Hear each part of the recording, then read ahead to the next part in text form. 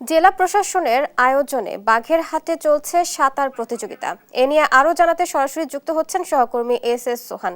সোহান, কতজন প্রতিযোগী অংশ নিচ্ছেন এবং এই আয়োজনের অবস্থা এখন সর্বশেষ পরিস্থিতি আমাদের জানাবেন। বাগেরহাটে মূলত সাঁতার প্রতিযোগিতা কিন্তু এইমাত্র শেষ হয়েছে। জেলা প্রশাসন এবং জেলা ক্রীড়া অফিসারের আয়োজনে এই প্রতিযোগিতায় শতাধিক প্রতিযোগী অংশগ্রহণ করেছিলেন এবং আমরা দেখেছি অনূর্ধ্ব-14, অনূর্ধ্ব-17 এবং মুক্ত সাঁতার প্রতিযোগিতা ছিল। মুক্ত সাঁতার প্রতিযোগিতা খুবই আকর্ষণীয় ছিল, এখানে কোনো বয়সের ব্যারিয়ার ছিল না। আমরা দেখেছি 50 ঊর্ধ্ব মানুষও কিন্তু এই সাঁতার প্রতিযোগিতায় অংশগ্রহণ করেছেন। কিশোরীদের জন্য সাঁতার প্রতিযোগিতা ছিল।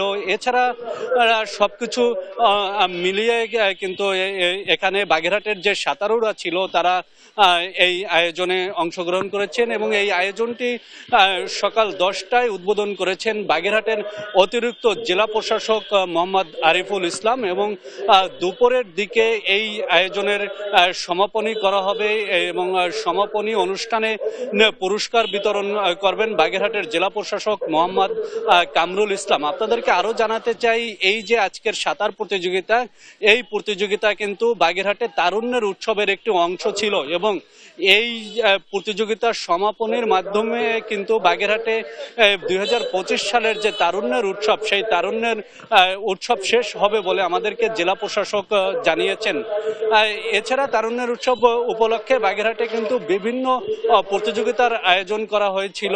ব্যাডমিন্টন, ক্রিকেট, ফুটবল, প্রতিবন্ধী শিশুদের খেলাধুলা সহ নানা আয়োজন ছিল এবং সেই আয়োজন আজকে সমাপ্ত হলো এই যে সাঁতার প্রতিযোগিতার মধ্য দিয়ে। সাঁতার প্রতিযোগিতায় সব থেকে বিশেষ যে ইভেন্টটি ছিল সেটা ছিল হচ্ছে চিত সাঁতার। বয়স্ক যারা সাঁতারু ছিলেন তারা চিত হয়ে বা উল্টো সাঁতার যেটাকে বলে সেই সাঁতার কিন্তু এখানে করেছেন। বাগেরহাটের মিঠাপুকুর পাড় থেকে এই ছিল আমার কাছে সাঁতার প্রতিযোগিতার সর্বশেষ খবর।